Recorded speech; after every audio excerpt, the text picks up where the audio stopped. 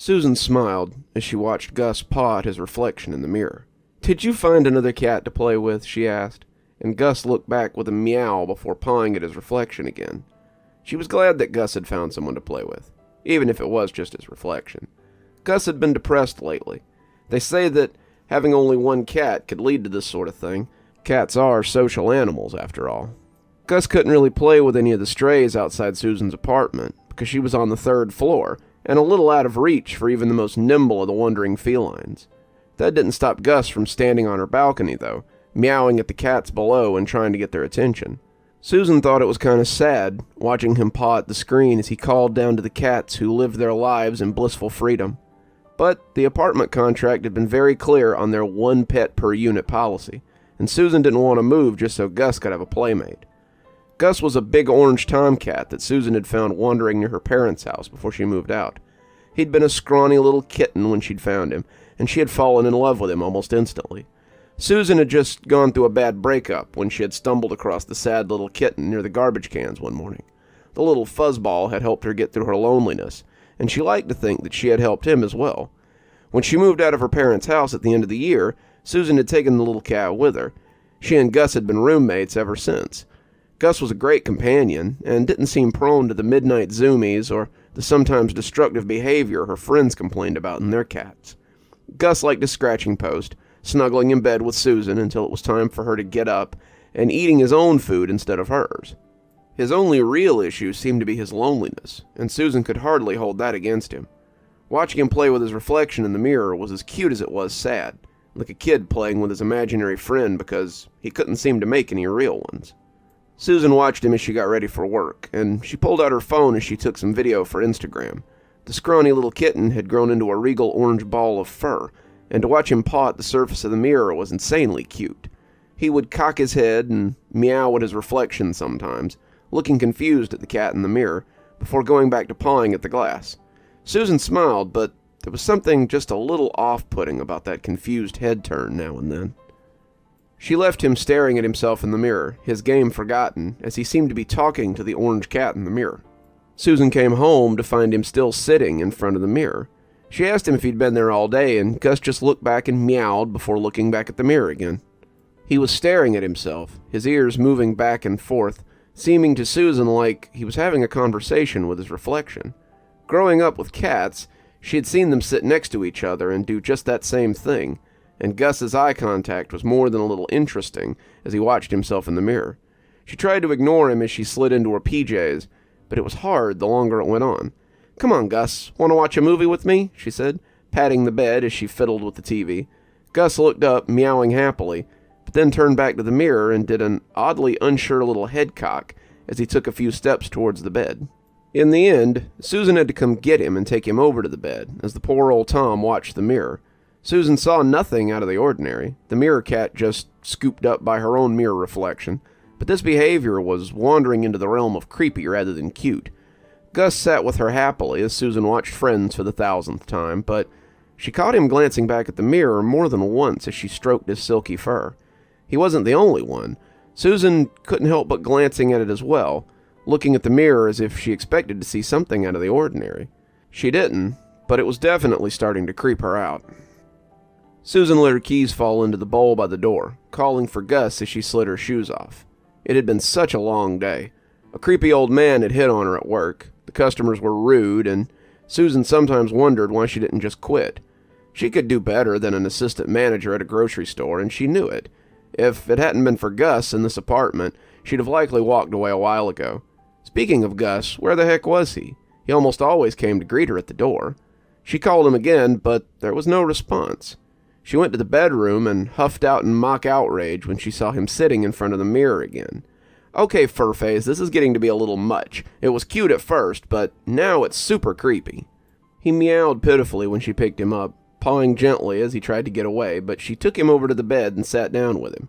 He watched her dutifully as she got changed, his fluffy head turning back to the mirror from time to time as Susan slid into her pajamas.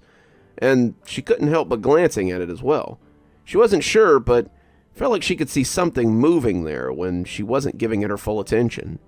The mirror was the large rolling kind that the apartments often came with, the one on the closet doors. You could see the whole room in it, and it slid to the side on tracks if you needed something out of the closet.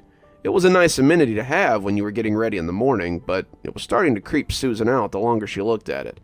She got that spidery feeling as she put her back to it, like something was watching her. When she pulled her hair into a ponytail and turned to put it up, she almost dropped her scrunchie. Gus was staring at her, head cocked, as he watched her from the front of the mirror. She stepped back, startled, and when her legs bumped against the chair in front of the vanity, she sat down hard. Something came off the bed then, and she heard Gus meowing as he looked at her as if to ask if she was okay. Susan looked back at the mirror and saw that it was empty again, save for her own surprised face and the furry reflection of Gus as he stood by her leg. That night was the first time she covered the mirror. She took some thumbtacks and an old throw blanket and used them to cover the surface. It was silly. She knew it was silly. But she felt better when the mirror's surface wasn't looking at her anymore. Gus walked over to inspect her work, and Susan picked him up as he began to paw at the blanket. Gus would just have to get over it, she thought, and she took him to bed and put something on to distract her and her fears. As she scratched his ears, she felt better, and as the night went on, she almost forgot all about her silly fears from earlier. When she woke up, though, she saw that the blanket had been pulled down, and Gus was again talking to himself. This became a daily routine for her. The first thing she did when she got up or got home from work was to cover the mirror and tell Gus to stop pulling the blanket down. Gus would meow when she did this, looking at the blanket and pawing at the covered surface of the mirror, but Susan was unmoving in her decision to keep the blanket up. She would usually pick Gus up as he pawed pathetically at the blanket and take him off to pet him, but it never stopped him from coming back to it. It never stopped him from uncovering it again, and Susan just accepted that this was Gus's new obsession. The cuts on her big fur ball were a little harder to ignore, though. Sometimes, while stroking his silky fur, Susan would encounter a scratch or a bite and wonder how exactly he had gotten it. They weren't the sort of wounds a cat could get from just scratching themselves. At least she didn't think they were. When she noticed a bite on the tip of his ear one afternoon, she actually searched the house to see if another cat might have gotten in somehow. His food bowl never emptied any quicker than usual, and there was never any extra scat in the box. If there was some secret cat living in the house, it was extremely quiet when she was there. The only strange thing was Gus's melancholy seemed to have disappeared. His mood had improved, and he spent less time meowing to the cats below the balcony. The only change was that she had to shoo him away from the mirror constantly. If he wasn't in her lap being petted, Gus was at the mirror or at the blanket that covered it. He never took it down while she was there, but he would put his face underneath it or just stare at it like he could hear someone talking. Susan found this extremely off-putting, but what could she do? The mirror was attached to the closet door, and without it, Gus would be free to leave his long orange fur all over her clothes that she had hanging in there. Also, as much as it creeped her out, she couldn't stand to think of Gus being sad again while she was at work. Then, one day, something changed. She came home to find the blanket down and Gus looking at himself as he always did. "Seriously, Gus? This is getting annoying. I hate having to put this blanket back up every..." But she stopped when Gus turned his amber eyes to stare at her. The two held their gaze for a few moments, but Susan couldn't help but hear the voice of her subconscious as it screamed that this wasn't her cat. It looked like Gus, it sat like Gus, and was a perfectly adorable little ball of orange fluff, but his eyes were different. They were the same amber gold they had always been, but today they were filled with hate. No, not hate, Susan supposed. It was something else, like a king looking at a mud-covered serf. Not with pity, and certainly not with any desire to help it. Gus looked at her with scorn and something akin to disgust. How exactly a cat could portray these things with its fuzzy little face, Susan didn't know, but that's what it was. Gus loathed her. She suddenly caught him by the scruff, and when he hissed at her, Susan realized it was the first time she'd heard him do that. He swiped a fat ginger paw at her, and Susan almost dropped him as his claws sliced her wrist. Gus growled and cried in his angry little voice, a voice that was suddenly less cute than usual, and Susan tossed him into the hall and closed the door. Gus bumped at it, hissing and yowling, and Susan was surprised when she realized that her back was against the door. It was like she thought he might just come through the door. She locked it just in case and walked into her bathroom as she washed the cut with soap and water. It wasn't very deep, but the 3 long scratches had been right across her wrist. She had just finished putting some Bactine on it and looking for a Band-Aid when she heard Gus's pitiful meow from the other room. That sounded more like the lovable fluff Susan knew, so she slapped the Band-Aid on and went to open the bedroom door. Perhaps she had just startled him as he had startled her. She hadn't grabbed him by the scruff of the neck since he was a kitten, and he was quite a bit heavier now. Susan suddenly wondered if maybe she had hurt him, and she opened the door as she prepared to pull him into a hug. "Sorry, Gus, you just scared me. I wasn't—" But she opened the door and noticed that he wasn't there. She checked the hallway, but Gus was nowhere to be found. Susan shrugged, tallying it up to strange cat behavior, and finished doctoring her arm before going to start dinner. As she cooked, she kept expecting to see Gus come out and sniff or rub up against her leg. Gus was always so curious, and he always came to have a look when she was cooking or watching TV. He had even jumped into the shower with her a few times, though he always instantly regretted it. She began to feel guilty about what had happened earlier and just wanted to find him so she could pet him and say she was sorry. Even so, those weird eyes kept coming back to her. She couldn't shake the idea that that cat hadn't been her Gus. She didn't see him again until she was cleaning up and getting ready to take the garbage out. Susan was in a bit of a hurry as she tied the bag up and started pulling it out of the can. The plastic pan the chicken had come in had likely leaked into the bottom of the bag, and she wanted to get it to the dumpster before it dripped onto the floor. She hadn't seen Gus since she'd put him out, not even as she ate chicken Alfredo on the couch. He was likely still sulking somewhere, but she figured he'd come out when it was time for bed, and all would be forgiven by tomorrow. She thought she might have heard him, though, and he sounded upset wherever he was. Susan had cocked an ear several times as she cooked, listening to the meows of a familiar cat from the back of the house. She had called him, even taken the tuna he liked to coax him out, but he had never poked his head out or shown any interest in any of it. Susan had looked all over for him a few times, but as the sound of her sauce bubbling began to sound more like burning, she always returned to the stove. She walked to the door with her swinging bag of trash, and when the door came open with a loud creak, she heard claws scrabbling on linoleum. Susan saw an orange lightning bolt come barreling out from behind the china cabinet and make a break for the open door. She moved purely by chance, and Gus hit the trash bag as he yowled and smacked against the cans and packages inside. Susan dropped the bag, no longer mindful of the chicken drippings, and reached for Gus before he could escape. He had never tried to run away before, not even as a half-starved little kitten, and when her hands settled around him, he yowled and slashed at her furiously. He clawed at her hands, swiped at her face, and Susan stepped back when one paw scored her across the cheek and thought about the garbage a little too late.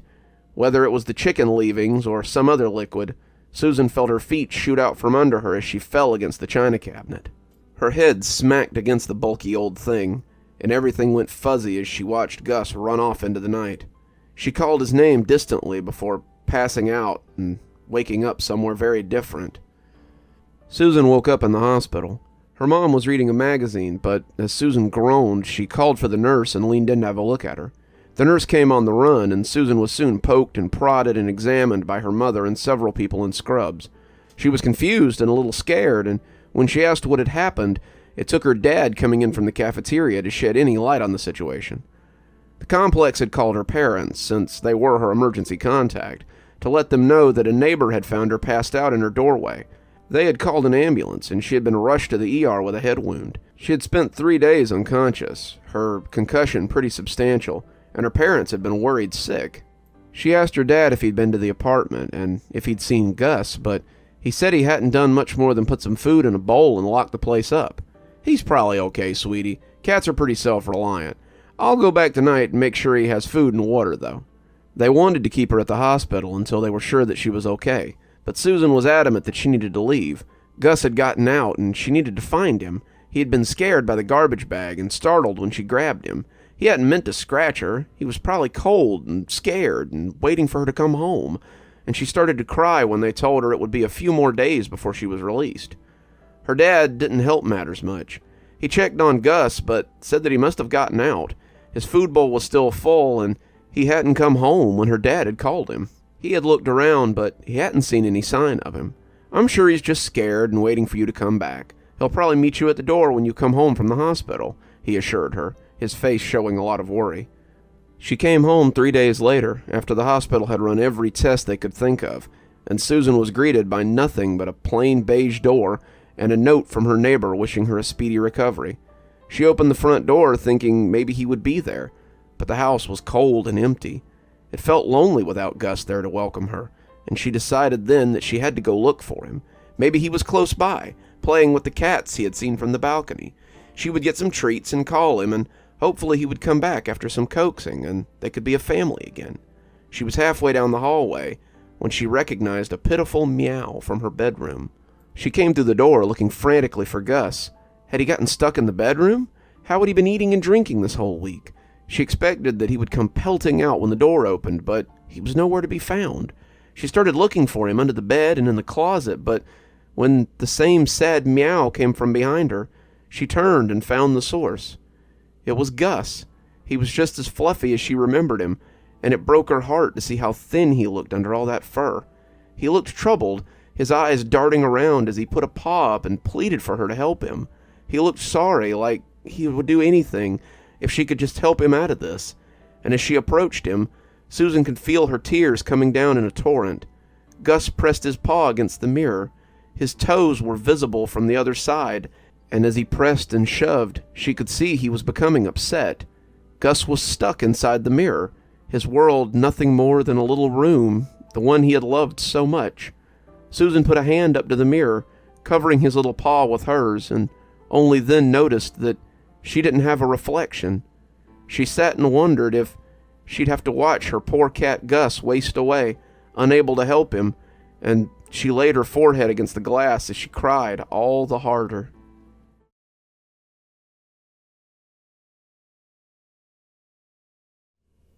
I was not at fault here.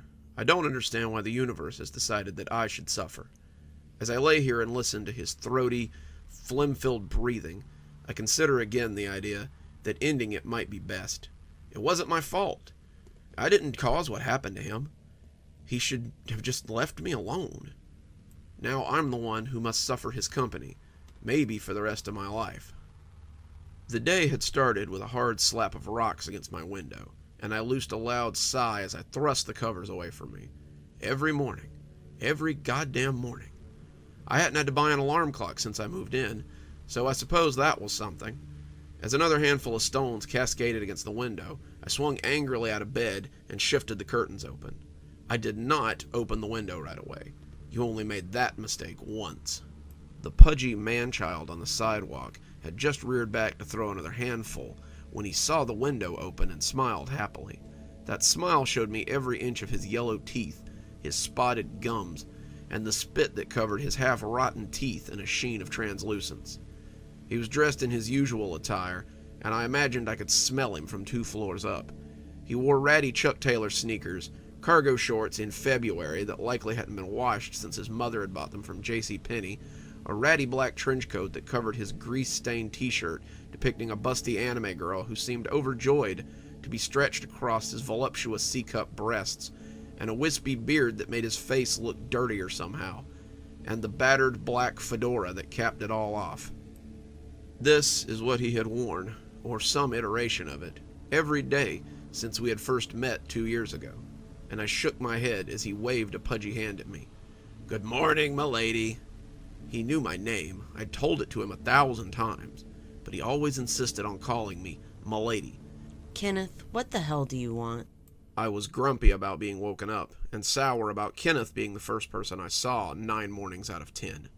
"Well, I just thought that since we work today, I'd offer to walk you. We're on the same shift again, so just seems like you might appreciate the company." I sighed. I would have appreciated the company. Any company but Kenneth's. "I'm gonna be a minute, Kenneth. A long minute, so feel free to just go on without me." I can wait for you. I'll be right here when you get done. When you're ready. Unless you'd rather I wait inside." He snorted through a partially clogged nose. I saw the gleam that came into his piggy eyes and shuddered. "I'd rather you went on without me, Kenneth, but since there's nothing I can do to stop you from waiting, I suppose you could just wait on the front porch." I closed the window then, blocking him out and pulling the curtains closed, as I went to get ready for work. Every day. Every goddamn day. I've been living in this townhouse for the last 2 years, and I should have known that the rent was too good to be true. The lady who showed me the house was very complimentary about the neighborhood. She talked about the convenient garbage pickup, the cost-effective water measures she had installed, the proximity to restaurants in downtown, and all at a cost that was nearly half of the other rentals in the area. I had been attending college at the time, the college being about 3 blocks from my apartment, and it had sounded like a real sweetheart deal. I was moving my stuff the first time I met Kenneth. I say met, but I smelled him before I saw him. Have you ever been next to someone on the subway who maybe doesn't shower regularly? The kind of person who covers it up with body sprays instead of just washing their clothes and wearing deodorant. The kind of person you don't really want to stand too close to because their clothes look like they might get grease on yours if they brush up against you. That was what I was assaulted by as this mountain of a man came wandering over to introduce himself.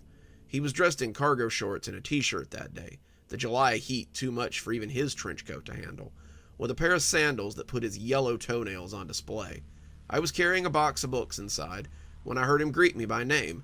That should have been my first indication that something was afoot.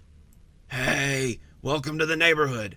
I'm Kenneth. My mom said I had a new tenant, but she failed to mention how beautiful she was. Would you like some help?" I had thanked him, but Kenneth's idea of helping seemed to entail watching me move boxes while he talked my ear off about video games, anime, and fantasy roleplay. He was aghast that a girl as worldly as me, whatever that was supposed to mean, had never seen an anime. I admitted that I had watched some Sailor Moon when I was in elementary school, mostly because it was on when I got home. He scoffed at that, though, and waved a pudgy hand at the mention of what he called girly anime.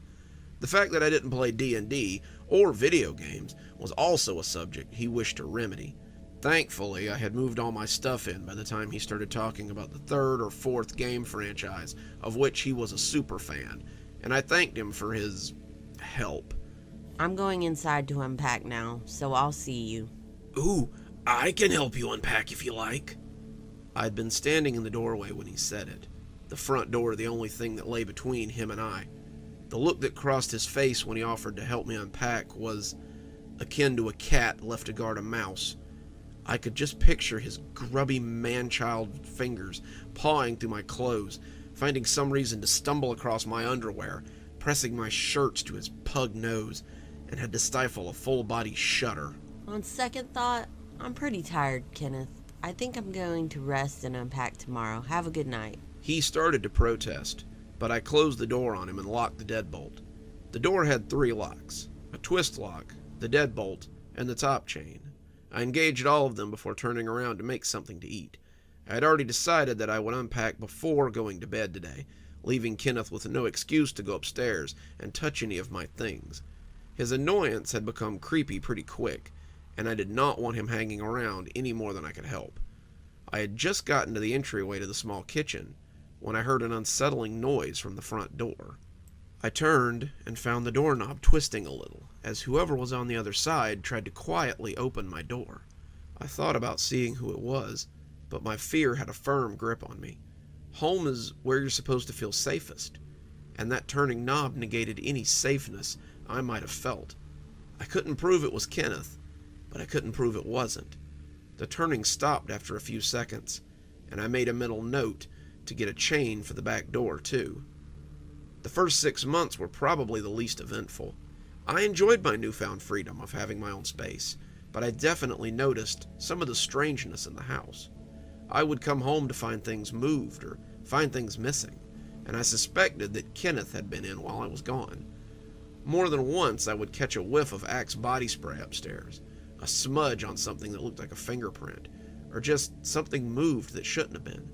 Kenneth came over to hang out a lot, and I quickly got tired of having him around. He was always overly friendly, almost fawningly so, and I began to suspect that he had a crush on me. He brought over anime or his Xbox, and I have spent many evenings reading subtitles or watching him finish some level on a game. He was annoying, but I felt that he was ultimately pretty harmless, and the movies he brought over were sometimes pretty cool. He seemed harmless, if not a little clingy. Anytime I would start to feel the least bit comfortable around him, though, I remembered that look on the doorstep and began to rethink. I gave his mother a key the first time I changed the locks, telling her I suspected an old tenant was using the key to come and go as they pleased. After I found the chain off the back door, something I was zealous about keeping chained at all times, I didn't bother giving her a key. After that, the intrusions stopped. Then, COVID had happened. The city did the lockdown thing, and suddenly all the classes were online, all the functions were canceled, and I was spending more time than usual inside my apartment. During this time, unfortunately, my grades began to suffer. Some people can absolutely take classes online and do fine, but I'm not one of those people. I was one of those popular girls in high school who liked to bask in a place's environment and social structure. Suddenly, having professors that I couldn't talk to face-to-face was hurting my grades. Suddenly, not having peers to talk to review notes with, and to bounce ideas off of was hurting me. And as my grades suffered, the school threatened to take away my grant. The grant was how I paid for housing, so I doubled down and tried to bring them up again. I studied long hours, watched tutorials on YouTube, and read anything that I could find on the subject matter, but nothing seemed to help. Kenneth also did not help with this particular problem. Despite the order to wear masks and social distance, Kenneth was always trying to come over and hang out like he used to. He wasn't in school, all his friends were already online, and neither he or his mother thought this was more than the flu. I don't know how many times I would look through the peephole and find him maskless on my front porch with an anime box set of something or his Xbox waiting for me to hang out. I tried to be nice to him, but as my grades suffered, so did my mental health, and I started ignoring him after a while. Then, after a horrible semester, my grant was cut, and I was left waiting to re-up next year. That's how we'd come to our current predicament, me working and Kenneth being paid to hang out with me. I came out the front door 45 minutes later to find him sitting on my porch swing, his phone in his hand, and his rocking making the chains grind together annoyingly. Is that really what you're wearing to work? It's not like they care. It's Walmart. As long as you show up, they don't care what you have on. He had a point, but I still tried to tune him out as we walked to work together. I had started working at Walmart after my savings started to dwindle. My landlord, Kenneth's mother, cut my rent a little, because of all this pandemic nonsense, she said, with a little scoff. However, it still only floated me another month or so before I needed to get a job. Walmart was hiring, and they needed warm bodies. Kenneth didn't work there right away, but after hearing that I had started working there, he was soon applying for a job as well. Charles, one of my assistant managers, was a gaming buddy of his, and I assumed the source of my constant stock shifts with Kenneth. It was a real toss-up, which one of them I hated more these days. Kenneth was unnaturally quiet on the way to work today. His face had that look that let me know he was thinking about something very hard, and I feared that he would ask me out again. He had asked me out about once a month since I moved in, and I had just started ignoring him, despite his mother's pressure. I got the feeling that she was getting worried about him not leaving the nest, and she hoped that a nice girlfriend would be enough of a mother stand-in to help him get out of her basement and into mine. Sorry, Mama Kenneth, but that dog wasn't hunting in these woods. She could find some other girl to pawn her precious angel off onto. So, m'lady, he said, finally finding his courage, you may have noticed that, Valentine's Day is tomorrow. I rolled my eyes at him theatrically. It had somehow escaped me after unloading a metric ton of Valentine's Day candy and toys over the past month, Kenneth. But thanks for bringing it to my attention. Well, I was just wondering if you'd like to be my Valentine this year and go on a date with me tomorrow. I sighed. Every year with this guy. No, Kenneth. For the 1000th time, no. Kenneth's face got that look about it that small children get when you tell them no. But why? Don't tell me you already have a date. Nope, sure don't. I intend to stay in on Valentine's Day since I have the night off. Well, that's fine. We don't have to go out or anything. We can stay in and rent a movie and maybe cuddle on the couch and... I rounded on him then, my frustration and lack of patience getting the better of me, as I erupted liquid hate all over this yipping puppy of a man. No, Kenneth, I have told you no 1,000 times, and the answer will always be no. I don't want to date you. I hardly want to be your friend most days. and the thought of you sitting next to me on the couch gives me hives. Move on! Kenneth just stood there, his face transitioning between barely contained tears and barely contained rage. His mouth seemed like it wanted to say something, but his brain seemed to be holding it at bay. He looked like he was trying to chew himself from the inside out, and the tears seemed to win out in the end. His eyes began to flood with impotent water, the flood falling to his t-shirt as he turned and ran back towards home. He looked like one of those anime characters he loved so much as he fled from his spurning, and I guessed later that might have been his intention. I let him go, making sure he rounded the corner before turning to head to work. Some of us still had bills to pay. I thought that maybe Kenneth would have learned a little something after my outburst, but he clearly hadn't. I got home very late that night to find him sitting on my porch with a heart-shaped box of chocolates. "Oh, m'lady," he wheezed, rising ponderously from the seat, "you've returned to home at long last." The look on my face should have told him everything he needed to know about how glad I was to see him. I brushed snow off the shoulder of my jacket and wondered how long he'd been sitting there waiting for me. It had been chilly when I'd gotten to work, but not really uncomfortably so. That had changed quickly over the last 8 hours, and all anyone at work could talk about was the freezing blizzard that was rolling in tonight. The old-timers were saying that the Weather Channel called for 3 feet of snow overnight, and it had already started to powder as I'd left at 10. I had walked back home with only the streetlights to keep me company, a welcome change from the usual yarking in my ear of Kenneth. Now, it seemed, I would have to get loud with him all over again. Yeah, you know why I had to stay so late? It was you. You didn't show up for work, so I had to do your job and my job tonight. I had to stock 2 departments in 8 hours, and then, when I couldn't get it done, I had to stay an extra 4 hours and finish your work. He backed away, holding up the box of chocolates like it was a shield, clearly not receiving the greeting he had hoped for. "Yeah, I kinda had a little freak out when you said you wouldn't be my girlfriend, but I realized that once you had the chance to calm down, you'd come to your senses. And we could plan our date for tomorrow. Here, I got you these chocolates. It's kinda late to make a reservation for anywhere, but, He stopped talking when I slapped the box out of his hand, the half-eaten box scattering across my porch. No, Kenneth, I will not date you. I will not walk with you to work. I'm through pretending to be your friend. Go away and leave me alone. Take a hint, you insufferable man-child. I don't like you, and I don't want to hang out with you. I walked to the door and keyed it open, blocking it so he couldn't just follow me in. When I turned back to look at him, though, I was a little worried about doing this on the porch. Kenneth was breathing heavily, and I thought for a moment that he might be crying. The breathing was filled with rage, though, and I was suddenly very aware that I was a 5'2" woman yelling at a man who was nearly 6 feet tall and weighed about twice my weight. I suddenly needed to get in the house in a very short amount of time. I needed the door between Kenneth and I. I needed to call his mother, if not the police, and explain to her that her son was on the verge of a restraining order. "What the hell is your problem?" Kenneth bellowed, and I half closed the door as he turned to let his spittle of rage fly at me. "I'm nice to you. I try to be your friend. I bring you gifts. I do everything that a boyfriend does, and you still won't date me. That's not fair. You're supposed to love me. You're supposed to fall in love with me because I do all the things that girls like. I even went and bought the box set of Sailor Moon so we could just sit and watch it together, since I know you like that girly crap." He took a step towards me, and I slammed the door in his face. I had just engaged the deadbolt when he twisted the knob and slammed his full weight against the door, bellowing like a wounded animal. Go home, Kenneth.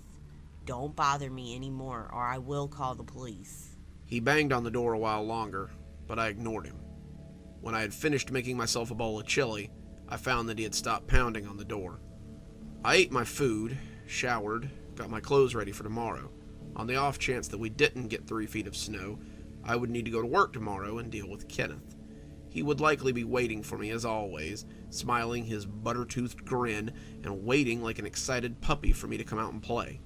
I was snug in my bed, preparing to sleep, when I heard the music. The music was soft, romantic, and I thought for a moment that it might be something by John Legend. I could hear it coming from right below my window, and I flipped the covers back angrily as I went to have a look. Sure enough, it was Kenneth.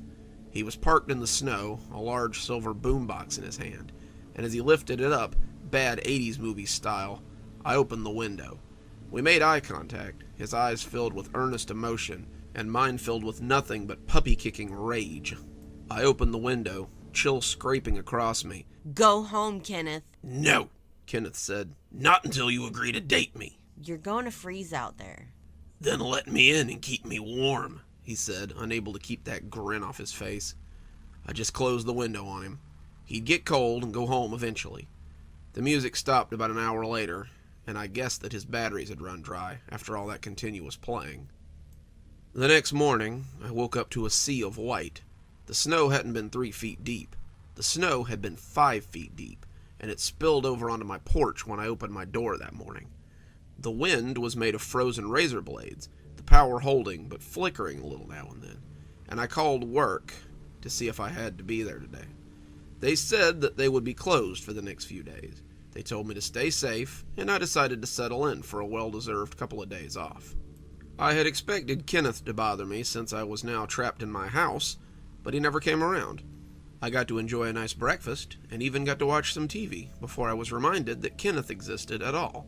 The knock came as the laugh track played on my 3rd episode of Friends, and I sighed as I tied my bathrobe so as not to give him any ideas.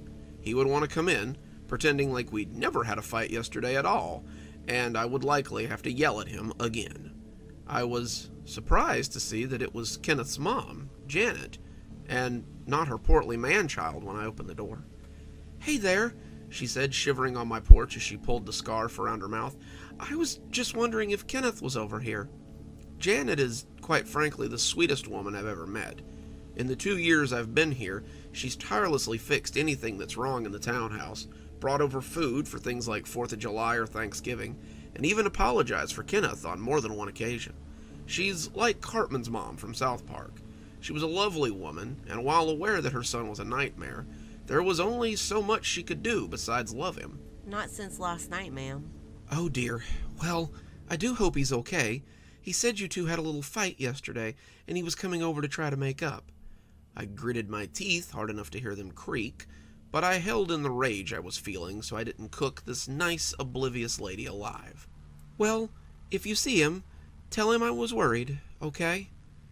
As she left, I saw that someone had shoveled the sidewalk, and she had made a little path to my door. That was nice of them, but it seemed I really didn't have anywhere to go. The city was buried under snow and basically shut down. It appeared I could be inside for a while, and I decided to settle in and enjoy my time off. The weirdness didn't start till almost sundown. I was making dinner when I noticed a smell hanging around the apartment. I looked around, wondering if I'd forgotten to take the trash out or something. It was a wet smell, with an underlying odor of cologne. It was like someone had tried to cover a mess with deodorizer, and the longer I stood cooking at the stove, the more my head began to ache.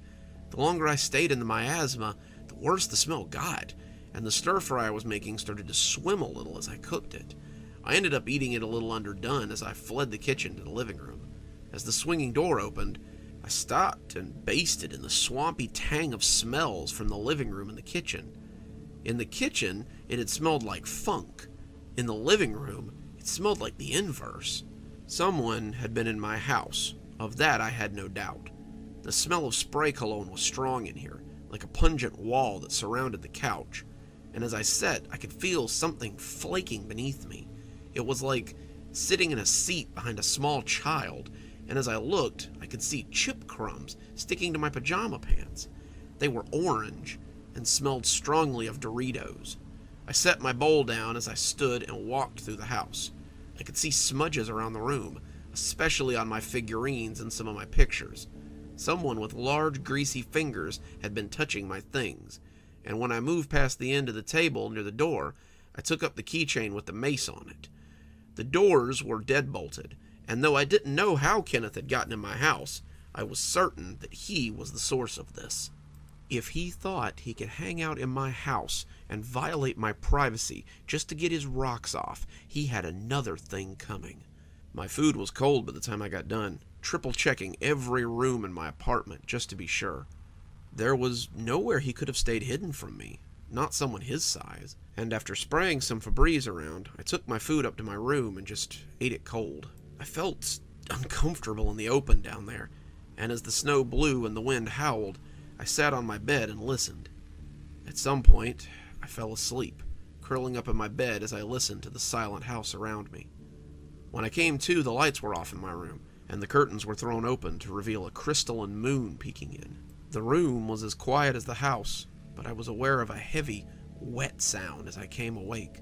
It sounded like a dog, one that's been left out in the heat, and I scanned around to find the source of that heavy breathing. My eyes cast around, looking for the noise, and finally settled on a large black spot in the corner of the room. The darkness there was deep, the pitted murk blighted by a pair of small ovals that seemed to reflect the moon. The breathing was coming from there, and as it got heavier, the darkness seemed to shift unnervingly, like someone lurking in the gloom, trying not to be noticed.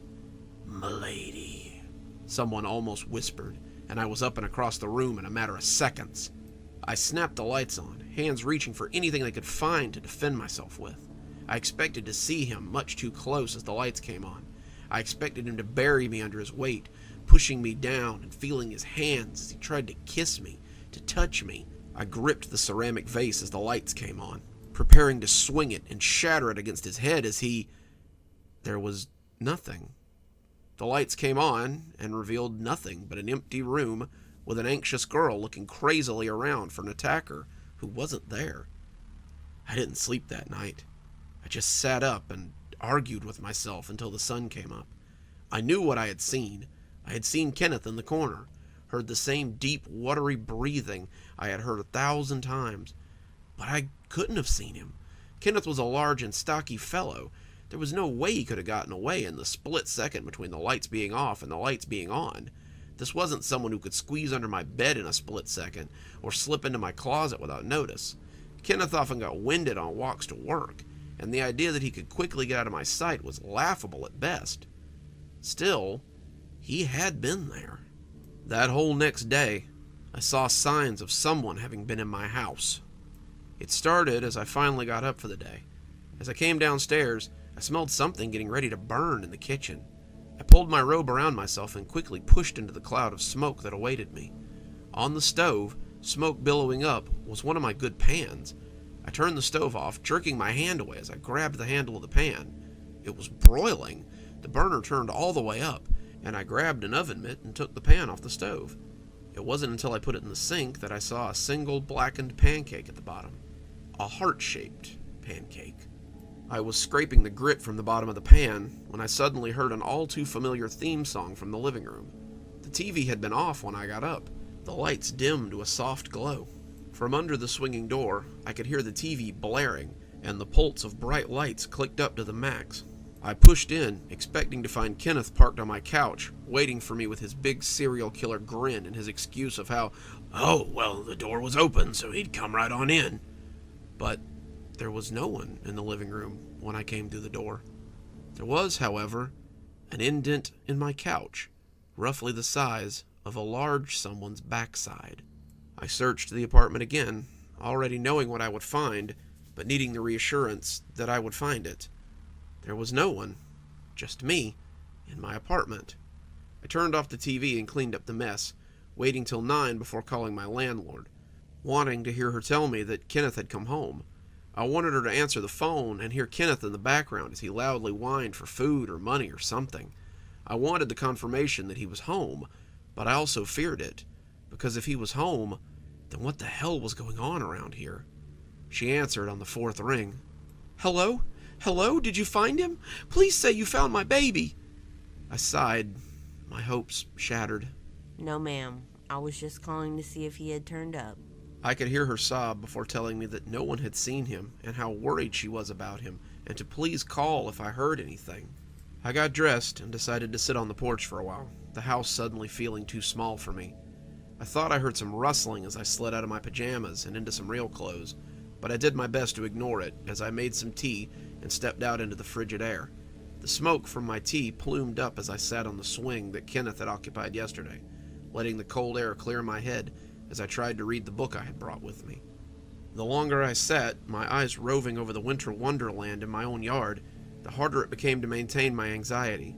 I was making too much out of this.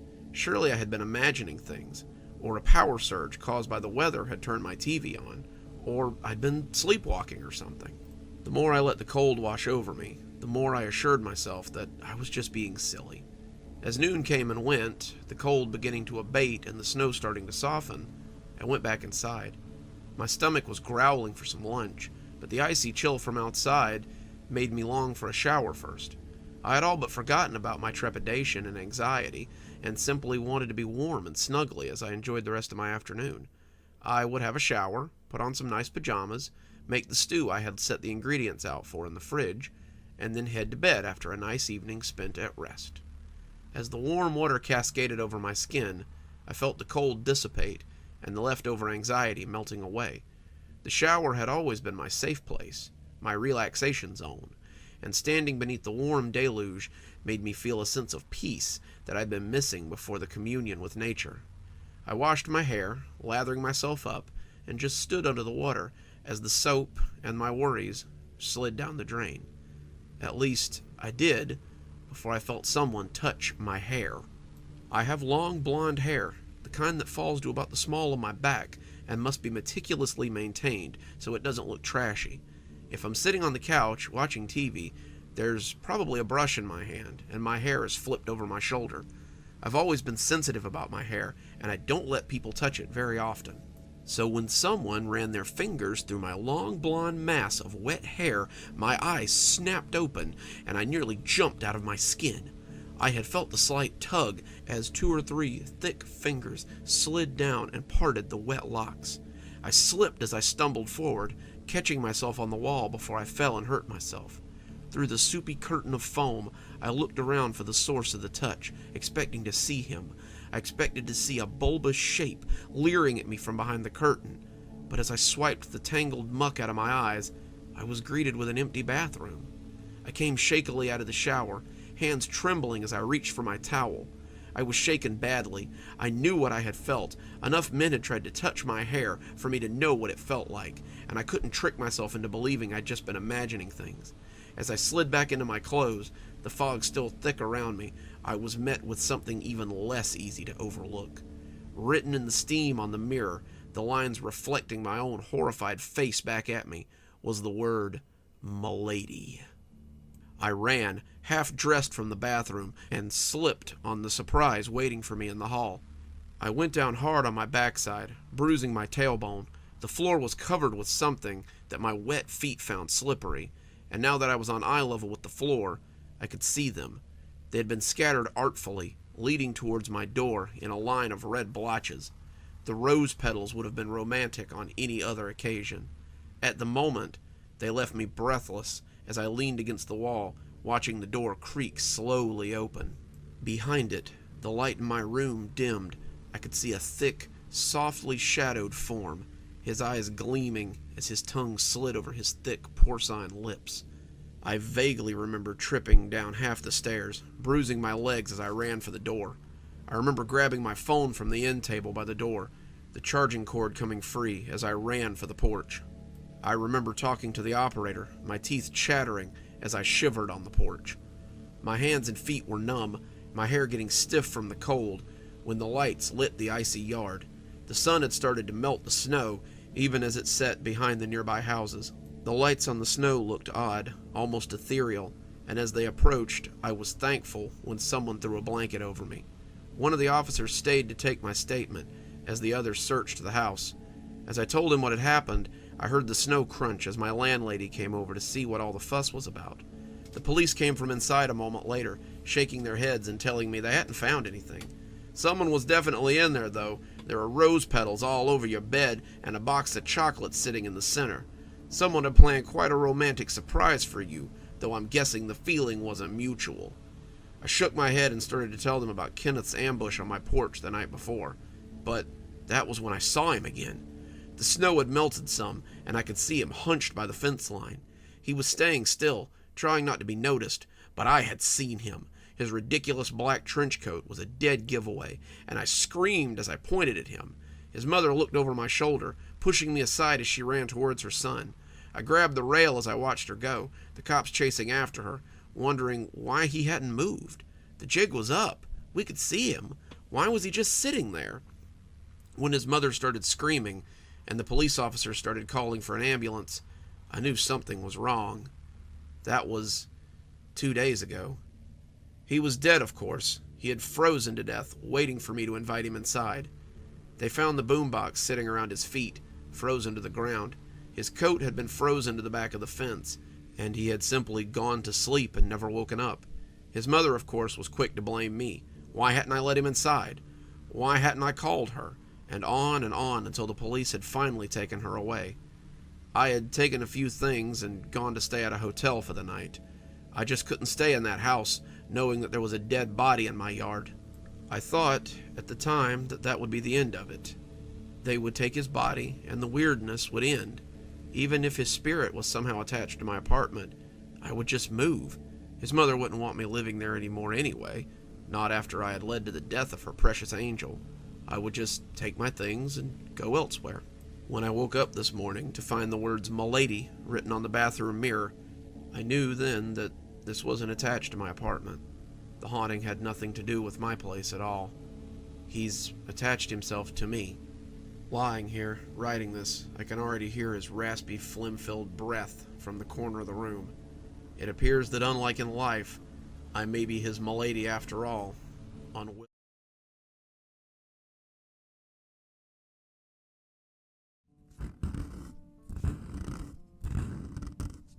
There it was again. Jeremy put his hands over his ears and tried to block the noise out, but the scratching against the hardwood sent chills up his spine. Stop it! Stop it right now! Jeremy clapped his hands over his mouth, terrified at what he had just done. The scratching under his bed had been happening for 3 weeks. The scratching, the weird noises, and sometimes he thought he heard whispers and whimpers amongst the odd sounds. His parents had said, "Oh, you're just dreaming," or "It's just the house settling." But Jeremy knew that it was something. There was something under there. He knew it in that way that children always know. The scratching stopped, and he lay there, silently shivering with the covers pulled up to his chin. He had done it now. Now it would slink out from under his bed and eat him up. It would come towering out from under the bed and hurt him with its long claws, or... "Who's there?" said a small voice that was trying to be brave. Jeremy jumped. That had been a child's voice. The thing under his bed had spoken, and it was a kid, like him. He peeked over the edge of the bed, expecting yellow eyes or a mouthful of pointy teeth, but no one peeked out from under his bed. After a few seconds of heavy silence, Jeremy decided to be brave for a little while longer. I'm Jeremy Bird. Why have you been under my bed all these nights making noise?" "Me? You're the terrifying thing that's been making noise under my bed this whole time," said the voice. To Jeremy, it sounded terrified. "No, I haven't," Jeremy said, and he laughed at the absurdity. "Oh, yes, you have. You growl and roar deep in the night. I've heard you," said the monster, who was blustering with angry terror. Jeremy thought for a moment. Does it sound like this? He pretended to snore. He'd gotten pretty good at it. If he wanted to trick his parents, they could stay up a little later. The monster quailed in terror. "Oh no, I'm sorry. I shouldn't have." "Shh, that's the noise I make when I sleep, silly," Jeremy said with a laugh. "Oh," said the monster, relieved. But what about that terrible squealing you make?" it added suspiciously. Jeremy thought about it, and as he thought, he leaned back on the bed, and the springs creaked and groaned. It chills me every time I hear it," said the monster with real terror. "That's just the mattress," Jeremy said. He was becoming less afraid of this monster, as it proved to be more fearful of him. "Well, what about those little noises you make at night? They're so invasive, they make me want to scream." Jeremy thought, what could the creature be talking about? He looked at the glow of the dark stars on his ceiling as he contemplated, and smiled as he remembered how his mom had pasted them up there. What small noises late at night could this creature be talking about? He thought and thought, and his silence made the monster cry a little. a high-pitched whine at the back of his throat that made Jeremy cringe. Those are whimpers, Jeremy realized suddenly, understanding the noise as soon as he heard it. Why do you make that sound? The monster asked, but Jeremy already knew the answer. Because I'm scared of you, he said, feeling a tear slip down his cheek as he lay in his bed, a child's fear coming over him that his parents would never understand, and because no one believes me. There was silence for a minute. I'm sorry, said the monster in a small little voice. Jeremy felt himself smile a little. It's okay. I don't think you meant to scare me. It's just in your... No, not for that. Well, I am sorry for that, but I'm more sorry for what's about to happen to you. Jeremy tensed. What do you mean? Well, I had two monsters, the one in my closet and you. When I told the closet monster I was more afraid of you than him, he told me that he could make you go away. He told me that if I distracted you, he'd catch you off guard and make sure you never scared me again. Jeremy was silent. I'm sorry. Please, won't you forgive me? Jeremy didn't answer. Hello? Are you still there? Please don't be mad at me. I'm sorry. But Jeremy would never answer. The only sound to be heard was the soft drip on the floor and the closet door scratching as it was pulled shut from the inside.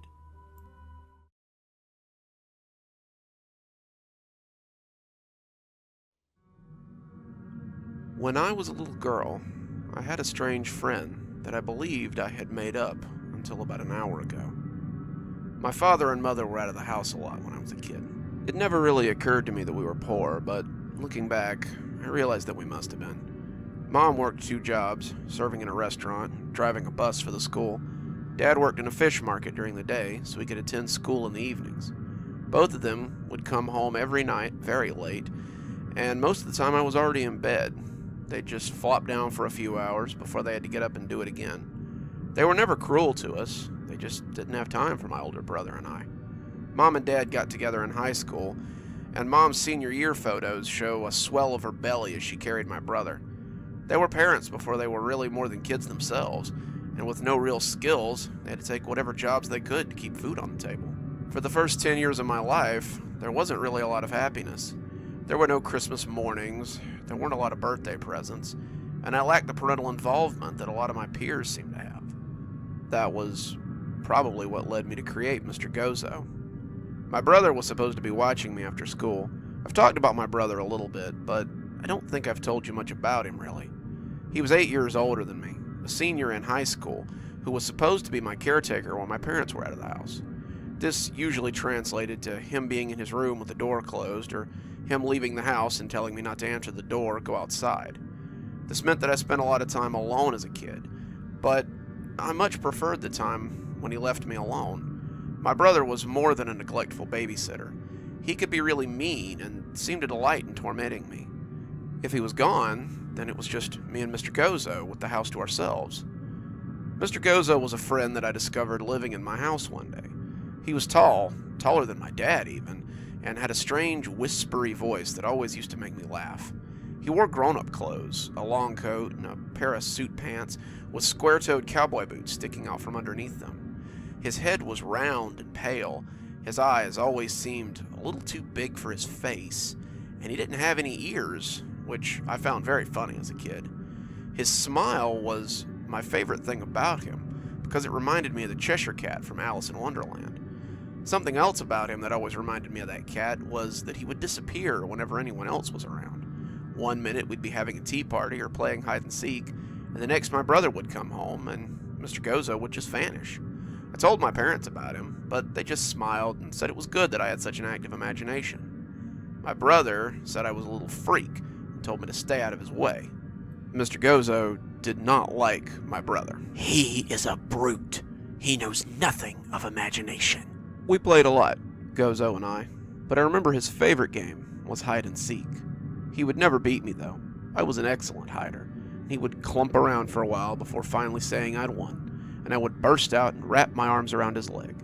Despite never winning, he always wanted to play. He seemed to like chasing me through the house, and when I think back on it these days, I see how lucky I was to never have learned anything to the contrary. You see, Mr. Gozo would always make these little bets before we started playing hide and seek. If I can't find you, then I will get you whatever you desire. But if I win, then you must come back to my house to play. Of course, I would always agree. I was 10 and very good at hiding. When I say he never found me, I mean he never found me. I would hide under things that were too hard for him to lift, or hide in places that were too small for him to get into. I would camouflage myself with blankets and pillows, and I could remain absolutely still and quiet for quite some time. Mr. Gozo would try his hardest, stomping around as his two big eyes roved everywhere. Eventually, he would just give up and tell me I had won. He always made good on his promises, too. I've watched Sailor Moon or Powerpuff Girls in the middle of the night long after Cartoon Network stopped showing cartoons, and I've eaten chocolate ice cream and pizza when we barely had groceries in the house. Much like Mr. Gozo, though, if my brother came home early, he couldn't see the food, or the show, or the new toy that Mr. Gozo had given me. I would turn back to find an empty plate or a staticky TV, and Mr. Gozo would be nowhere to be found. Mr. Gozo would play anything I wanted, but he asked to play hide and seek at least once a day. If I said I didn't want to, he never pushed the issue. He also never let losing deter him from playing. It appeared that whatever he wanted to do with me at his house could wait. He was a perfect companion for a lonely child, and I never saw his more sinister side until I looked back after the incident. Not until the hide and seek when I lost my brother. It was late, probably after 11 o'clock, and Mr. Gozo and I were playing hide and seek as we did most every day. I kept stumping him, even after hours of playing, but this looked like the time he was finally going to win. I was hiding beneath the couch cushions, compressing myself in a divot under the middle cushion where the springs were sagging. I could see him searching for me between the small gap in the cushions, and Mr. Gozo was looking desperately. He had lost 8 times in a row, and I could see that his patience was starting to deteriorate. He was pushing things aside, rustling the curtains, and pushing the pillows off the couch roughly as he searched for me. As the pillows hit the floor, I must have moved slightly, because he turned those much too expressive eyes back to the couch. They zeroed in on the cushion, and I knew that Gozo was about to win. He wrapped his long, sinuous fingers around the cushion, grinning as he prepared to lift it up. I tried to stifle a laugh as I prepared to be found. Just then, keys rattled in the door, and I saw Mr. Gozo turn his head to look. I looked too, and when I turned back, he was gone. My brother walked into the living room, and as I climbed out from under the couch, I could smell him before I saw him. He'd come home like this a few times, smelling sour and like the chemicals Mom kept under the sink, and he sighed in disgust as he looked at the house. I hadn't expected him to be back so soon, and Mr. Gozo had been a little rough in his searching the last few times. There were pillows and blankets on the ground, the curtains were open, and there were books scattered around, as well as magazines on the floor. The living room was a mess, and as I climbed from the couch, he asked me what the hell I had done. Nothing, I said timidly. Mr. Gozo and I were just playing hide and seek.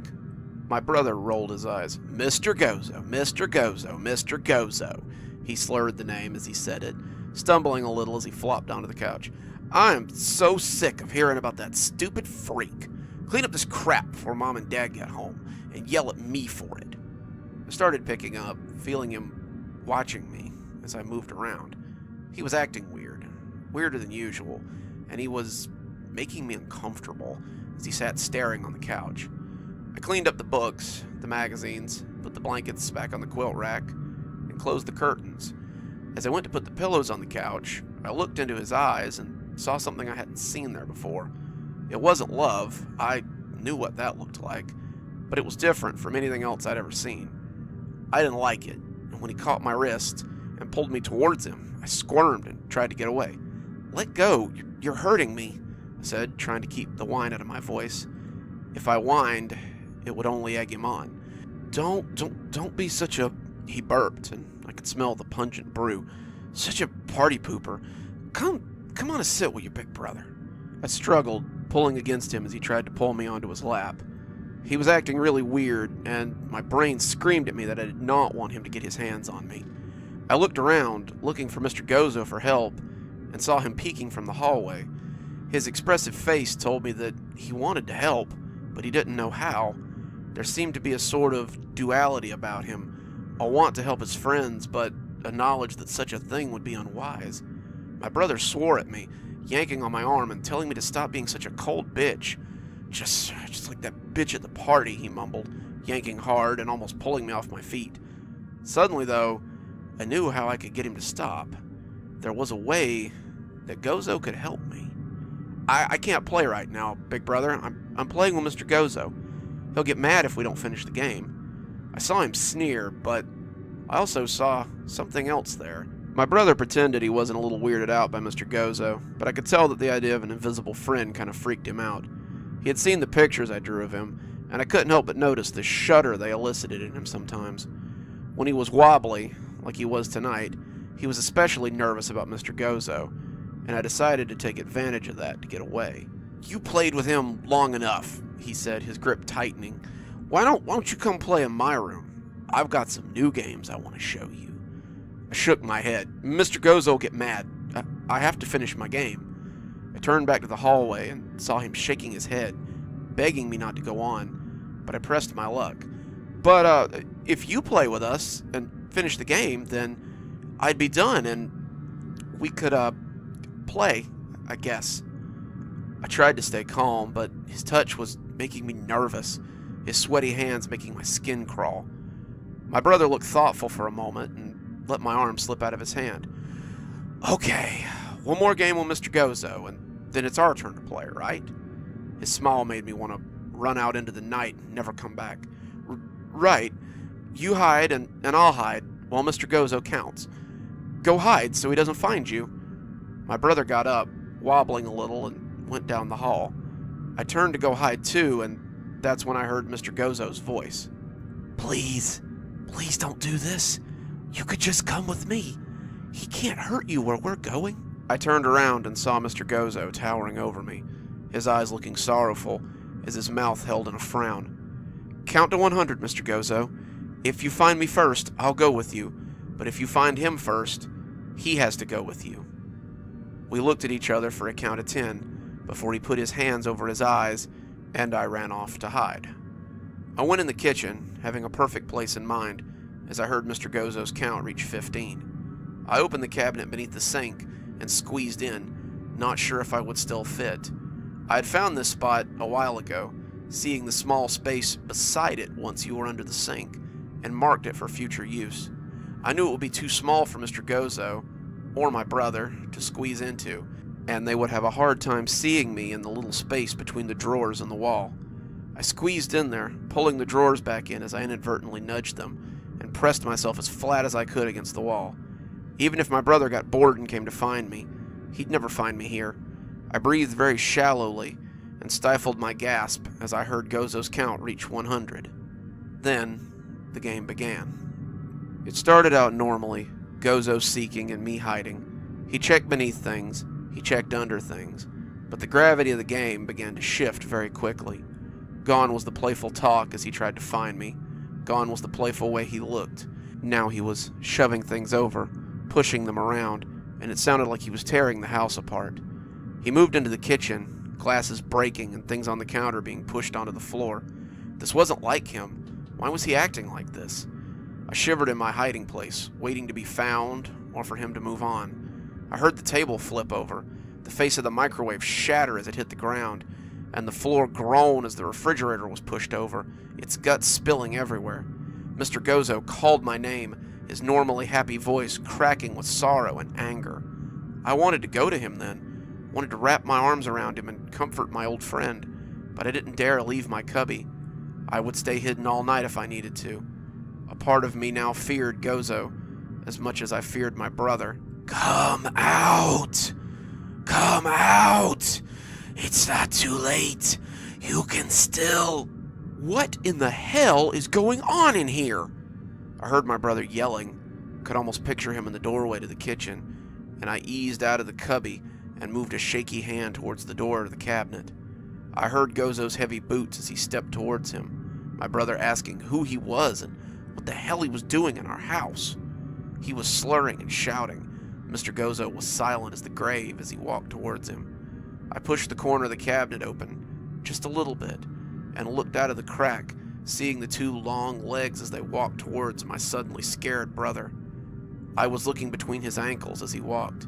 He had been so close to my hiding place that he might have heard the silverware shivering in the drawers if I had started shaking any harder. My name is Mr. Gozo, and I believe that you have been found. My brother screamed as Mr. Gozo blocked him from sight, and I pulled myself back into the cubby and sat shuddering as he went right on yelling in terror. I stayed there until my parents came home an hour later and called the police. They had many questions, the police and my parents.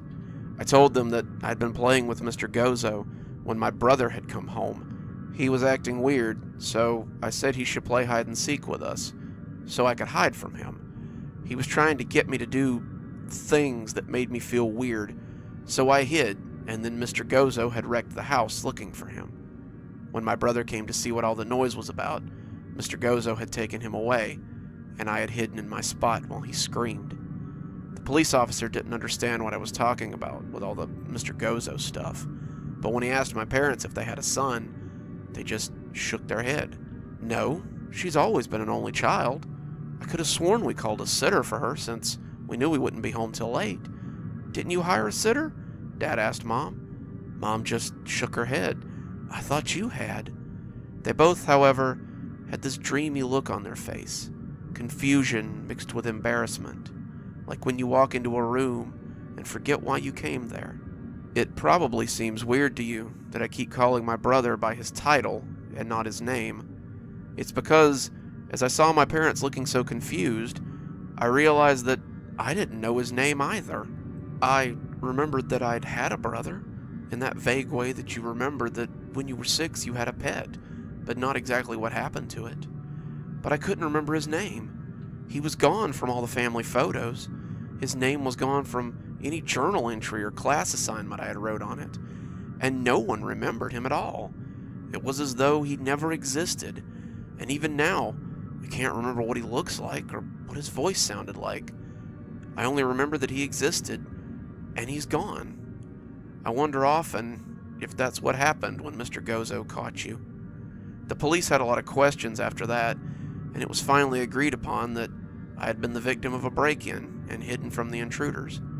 They hadn't found me, so they had left after a while, and I was extremely lucky, they said. The police agreed to check the house, but found nothing. My parents said they would check their valuables, but never reported anything missing. Mr. Gozo had only taken one thing, and they couldn't remember that it had even existed to start with.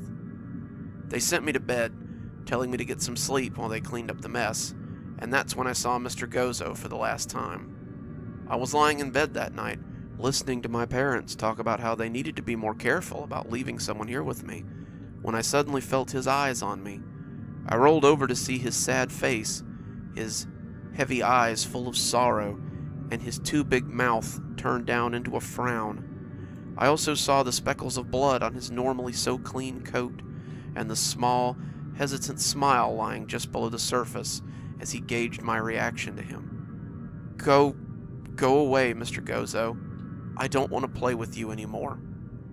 I made him go away. I made him stop hurting you. I showed you what I was so you could be safe, and now you want me gone? I rolled over, looking at him and yelling, "Go away, Gozo!" Say it again. Say it thrice, and I'll never darken your door again. Go away, Gozo, I almost whispered, hearing my parents stop talking downstairs. He evaporated like a fine mist, and I never saw him again. Well, until today. I'm a grown-up now, married with a girl of my own, and I haven't thought about Mr. Gozo until just a few hours ago. I was putting away laundry when I found my 4-year-old hiding in the towel closet. Emily apparently got her father's hiding genes, because a blind man could have found her hiding under that pile of towels. She squealed as I found her, but then looked grumpy and told me to close the door before he found her. "Who?" I asked, smiling at her as I lifted her into my arms. "Mr. Gozo," Emily said, and my blood ran cold. She took me to her room when I asked who that was and showed me pictures. He wears the same long coat, the same straight black pants. She even drew the square-toed boots that stick out from beneath them. She captured his face in a way that I never could have as a child. His pale oval face, his almost cartoonishly large eyes, his smiling mouth of pointed teeth, and his distinct lack of ears. His head is still shaved, but she's drawn him with a large top hat, an eye floating in its middle. The eye is blue. Were my brother's eyes maybe blue? She's in my room now, with me, whining because she can't finish her game with Mr. Gozo. Sometimes I feel like I can see him out of the corner of my eye as I write this, his wide smile predatory. I don't know what to do. I can see Emily talking to him in the mirror, his two large forms sitting on the bed as he listens to her. Every now and again, though, I see those two big eyes of his glance over at me, knowing me and seeing me for who I am. I want to take my daughter and run, but I don't know how he will react to such a move. Perhaps I can offer him one last game. Perhaps I can finally give him what he always wanted. Perhaps I can save my daughter, as my big brother inadvertently saved me all those years ago. I have to try, don't I?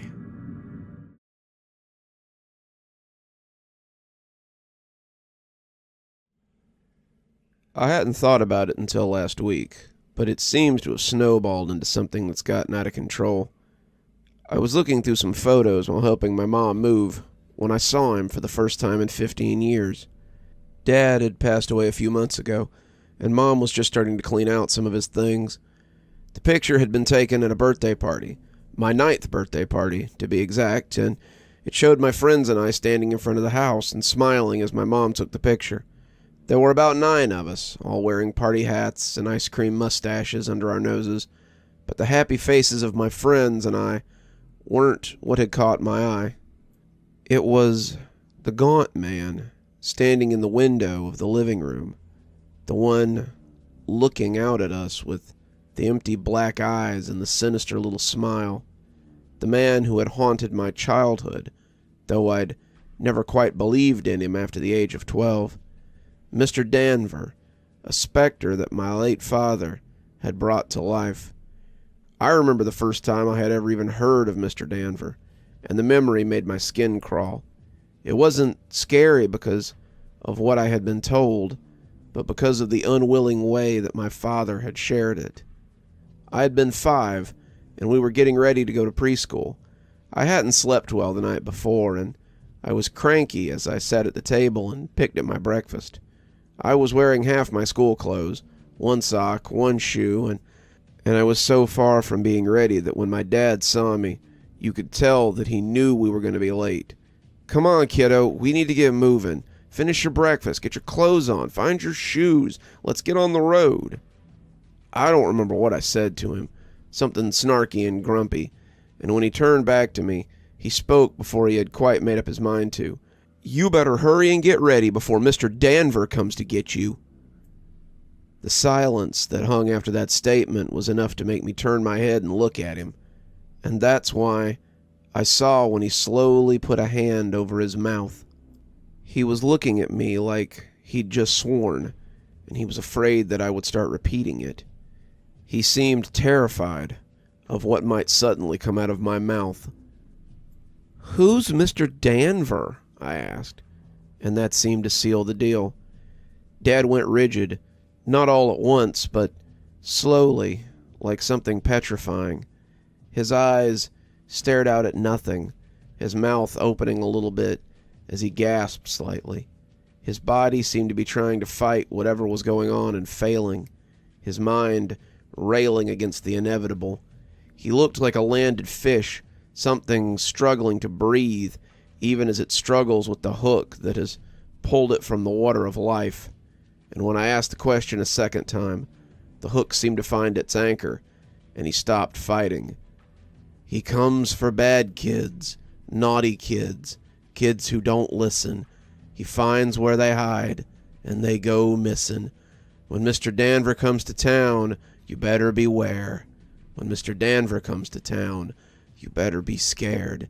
He's tall and old, with skin so thin. His hair is wisps, gray as tin. His teeth are sharp, his eyes are black. He'll drag you off, and you'll never come back. When Mr. Danver comes to town, you better beware. When Mr. Danver comes to town, you better be scared. He delivered it all in the well-trained cadence of an off-Broadway actor at an audition. It sounded like something he had repeated 1,000 times, and I realized then that it was something I'd never forget. The scariest part about it wasn't what he had said. It was how he had said it. The voice was so different from Dad's that it was like watching a ventriloquist talk through him. Suddenly, it felt like a stranger was in the house, and I shuddered as a cold chill ran through me. I didn't say anything in the face of that silence, but when I lifted a hand to my eyes, I realized I was crying. Large, silent tears were sliding down my face, and as my dad came out of his trance, he started crying too. He came to scoop me into his arms and pressed me to his chest as he repeated the same thing again and again and again into my corn silk hair. I'm sorry. God help me. I'm so sorry. When Mom came home to find us both watching Disney movies on the couch, she asked why he had called out of work and not taken me to school. When he explained the situation in soft tones as he pressed his mouth against her ear, she joined us on the couch and pulled me into her lap. That was the first night I saw the old specter, but it wouldn't be the last. I woke up with the most profound chill I'd ever felt. It ran up my cheeks like mice feet, and my eyes popped open as I lay in bed. The room was dark, my toys casting shadows across the floor as the moon crept in through the window. But I knew those spooky shapes were not the source of my discomfort. I could almost imagine that I heard the song Dad had sung as it scampered in with the air conditioner in the vents. I could see the dust motes in the moonbeams as they boogied to that haunted chorus, and as I stared at them, that's when I saw him. He was hunkered in the corner, his knees against his chest, his arms resting on his knees. He was looking at me from the pit of shadows where he sat, and when he realized I was looking back at him, I saw a wide grin stretch across his face. His toothy mouth stretched ear to ear, and as he stood up, I could hear his joints popping like kindling wood. His hair set neatly on his head, looking like the hair you saw on zombies in horror movies, and it brushed the ceiling as he stood up. He rose until his head nestled in the corner of that ceiling, his frame all of 8 feet tall. He had a hat in his hand, a hat I would later learn was called a bowler, and his arms were covered in a rich brown suit coat. He was wearing a suit beneath it, but I was only vaguely aware of it. As he rose, the moon casting his features in contrast, I was mesmerized by his eyes. They were dark pits of shadow that looked at me with mirthful knowledge. "Sorry to wake you," he said, his voice sounding like someone who's lost their breath to excitement. "I just wanted a peek. I'm sure I'll get a closer look sometime. Toodaloo." I started screaming then, and when Dad came in and turned the light on, there was nothing in the corner but the star stickers that stuck to the ceiling above the spot. Those stickers never glowed again, and I took them down when I noticed and threw them away. I was afraid he had gotten his taint on them. Dad pulled me into a hug, Mom beside him, hugging me in an instant, and both of them held me until the shaking stopped. After that, I saw him any time I did something disobedient. Sometimes I would see him lurking in the corners of my vision if I said something smart to my mom or dad.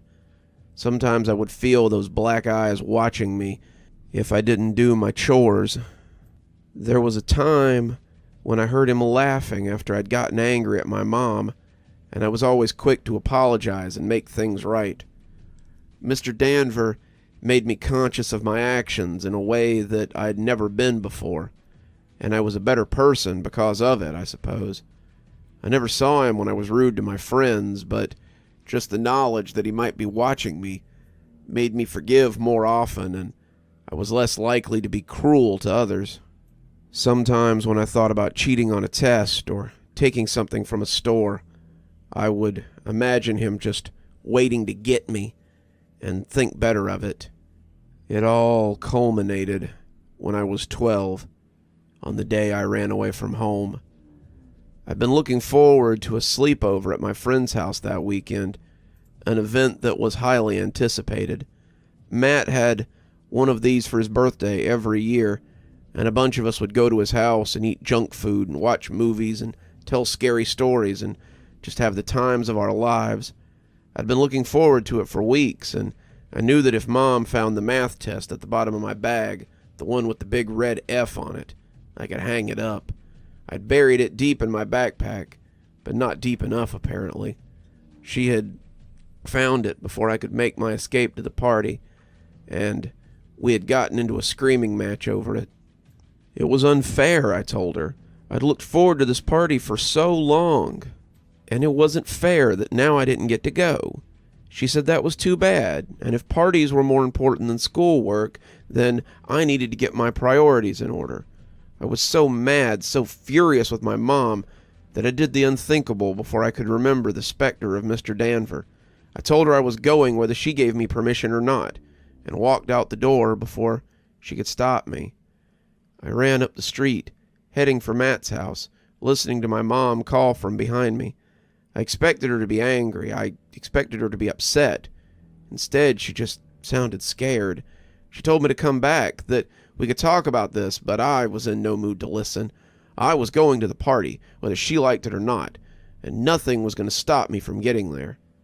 It wasn't until I saw him standing under a burnt-out streetlight that I remembered the looming specter of Mr. Danver. When it began to flicker, I realized it had a little more juice in it. In the flickering light, I could see the tall, thin frame as he grinned at me, his translucent skin clinging to his face like a mask. He had his hat in his hand again, his immaculate suit still looking pristine in the flickering light, and his eyes reflected that flicker like a stuffed animal's. He looked unreal, standing in the everyday world, like a piece of Halloween decor that's a little too well made. He was utterly still, his head brushing the bottom of the lamp, but his fingers gave away his excitement. They drummed on the brim of his hat and made him look like a dog preparing to yank his lead and give chase. We stood looking at each other for a count of 5 before I turned and shot off towards home. Mr. Danver was coming after me just as quick, but his lack of footfalls made me panic all the more. I turned to look and saw the too-tall thing eating up the ground. His long legs moved like a spider's, and he ran like a cartoon character in big, exaggerated galumphs. He was gaining on me with every step, his strides twice my own, and I screamed in frustration and terror as I put on an extra burst of speed. To think that a moment of frustration was going to seal my fate forever. I'd been hyperfixated on my behavior for so long, and now a sudden lapse in judgment was going to kill me. "When Mr. Danver comes to town, you better beware." The wind seemed to bring the hateful words to my mind as it rushed past my ears. "When Mr. Danver comes to town, you better be scared." I was scared. I was terrified. When my house came into view, I was afraid that I would get snatched within view of the front door. Mr. Danver would reach out with one long arm and pull me into the darkness, and I'd be gone forever. It would happen just that quick, and no one would know what had gotten me. Correction, my parents would know. They would know, but how would they tell anyone? To admit to such would make them sound nuts and probably make people think that they were responsible for my disappearance. I turned suddenly, going through the gate and running up the walk, and I felt the icy chill of Mr. Danvers' hand as it passed inches from me. I took the steps 2 at a time, praying the door would be unlocked, and when Mom threw it open, I leapt into her arms. I'm sorry. I'm so sorry, Mom. I'm sorry. Please forgive me. Please don't let him take me. I pressed my face against her, not daring to look back into the yard. Mom whispered that she forgave me, but when she talked to Mr. Danver, her voice was a mixture of rage and an old fear. Get out of here. All's forgiven. There's no misdeed. You cannot take him.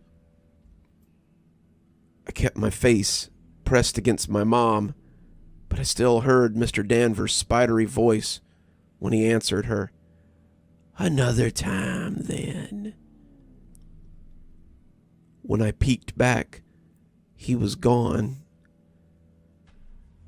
Dad came home an hour later, getting off work early after Mom called him, but I was still shaking and sobbing on the couch.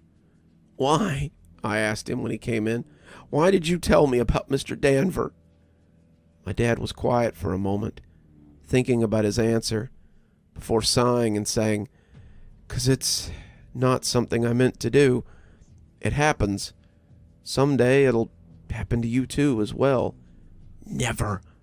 I would never do that to my child.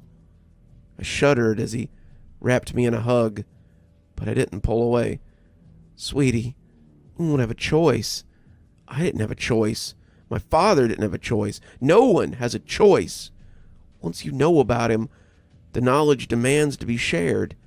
His name is dark knowledge, a secret shared by many, and it must be served. That was when he told me how he had come to know about Mr. Danver from his father. I was playing with something on the couch when Dad told me to clean my room. I ignored him, wanting to finish my game, and when he said if I didn't go do it now, he would call Mr. Danver, I looked up, and when he said it, the look on his face was both confused and afraid. Dad, your grandpa, wasn't always the nice guy that you know. He joined AA when I was in high school, but before that he was a drunk. He could be mean when he was drunk, too, and I should have known better than to hesitate when he asked me to do something. Instead, I asked who Mr. Danver was, and when he sang me the little song, it was the soberest I'd ever seen him up until that point. The words were forced out of him like vomit, and when he finished, he threw his arms around me and told me how sorry he was. Dad looked at me, and his eyes were hollow pits. I saw him in my room that night, and it wasn't the last time either. He told me that when he told the story to Mom, the one about his father telling him about Mr. Danver, she'd cried and said that she'd seen him too. Her dad told her too. One day you'll tell your kids. You won't want to, but you won't have a choice. The song is as inevitable as Mr. Danver. What you got there? I jumped as Mom came in and found me looking at the picture. I put it in my pocket, not wanting to remind her about Mr. Danver if I could help it. I moved to another box, Mom taking the box of photos I'd been looking through, and I tried to put the name out of my mind. It was easy to do as I worked, but as I sat at home later, still sore from a day of moving furniture and sorting boxes, I started thinking about it. If my parents and I knew about Mr. Danver, did anyone else? I pulled up Reddit and made the post before I could think better of it. I didn't know if you could transfer the knowledge like that, but I wanted to know bad enough to find out. Hey guys, I remembered something from when I was a kid. I just wanted to know if anyone else had heard of it. My dad told me a spooky story about Mr. Danver when I was a kid. saying he would come get me. My mom knew about it too, but I was wondering if it was something anyone else had heard of, or if it was something that he made up. The post had barely sat for 5 minutes before I got a response. It wasn't the last either. Yeah, my dad told me about him too when I was little. Seems like I must have had nightmares about it, 'cause I can remember dreaming he was in the corner of my room sometimes. OMG, so weird. That was exactly what my mom called it too. It was weird when she told me too. I thought she was having a seizure. My uncle used to tell me that he would come get me if I was bad. Wasn't there a song or a poem that went along with it too? Yeah, it was pretty catchy, but I can't remember all the words. On and on and on. The thread had about 100 comments, and not all of them were Americans either. Mr. Danvers seemed to be something that lived in the consciousness of most English-speaking people, and even if it had a different name, the descriptions they gave were exactly the same. Tall, suited, pale, wispy hair, sharp teeth, black eyes.